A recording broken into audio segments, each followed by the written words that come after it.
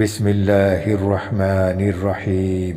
কুল্লু الطعام كان حلا لبني إسرائيل إلا ما حرم إسرائيل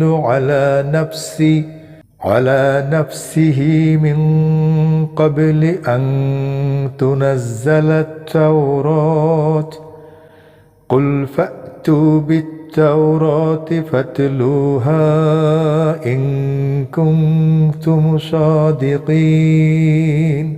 তাওরাত অবতীর্ণ হওয়ার পূর্বে ইসরায়েল নিজের জন্য যা অবৈধ করেছিল তা ব্যতীত বনী ইসরায়েলের জন্য যাবতীয় খাদ্যই বৈধ ছিল। বলো, যদি তোমরা সত্যবাদী হও তবে তাওরাত আনো এবং তা পাঠ করো। فمن افترى على الله الكذب من بعد ذلك فأولئك هم الظالمون। অতএব যারা এরপরও আল্লাহর ব্যাপারে মিথ্যা রটনা করে তারা অবশ্যই জালিম।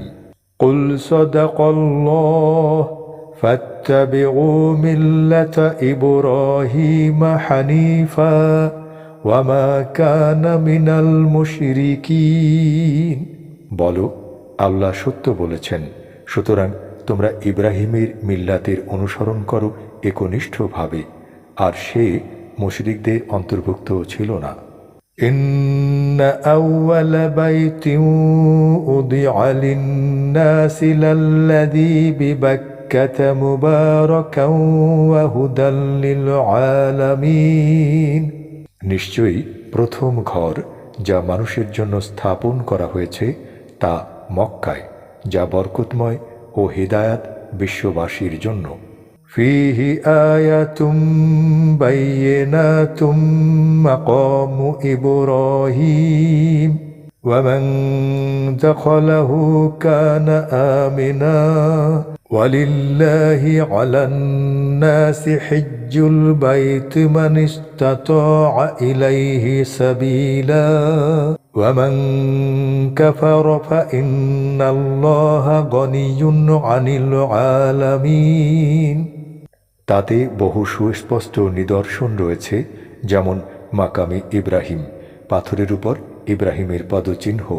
যে কেউ সেখানে প্রবেশ করে সে নিরাপত্তা লাভ করে।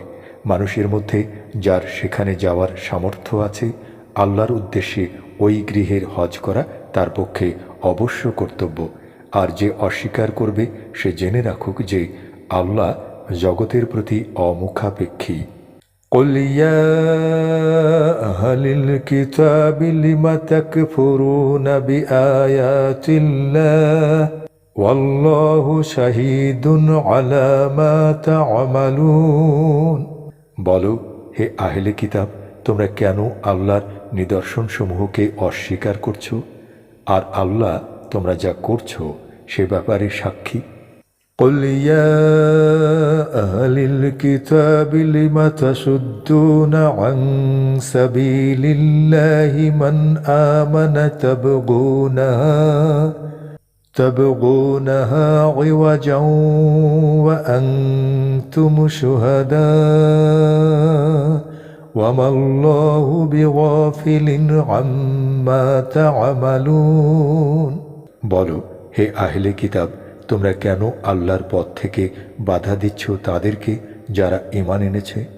তোমরা তাতে বক্রতা অনুসন্ধান করো, অথচ তোমরা সাক্ষী, আর তোমরা যা করো তা থেকে আল্লাহ গাফিল নন। ইয়া আইয়ুহাল্লাযীনা আমানু ইন তুতিউ ফারীকাম মিনাল্লাযীনা উতুল কিতাব ইয়ারুদ্দুকুম বা'দা ঈমানিকুম কাফিরিন। হে মুমিনগণ, যাদেরকে কিতাব দেয়া হয়েছে, তোমরা যদি তাদের একটি দলের আনুগত্য করো, তারা তোমাদের ঈমানের পর তোমাদেরকে কাফির অবস্থায় ফিরিয়ে নেবে। وكيف تكفرون وأنتم تتلى عليكم آيات الله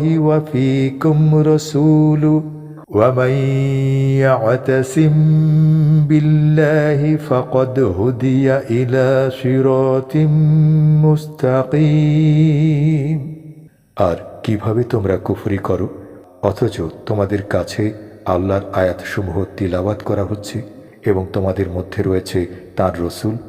আর যে ব্যক্তি আল্লাহকে দৃঢ়ভাবে ধারণ করবে তাকে অবশ্যই সরল পথের দিশা দেয়া হবে।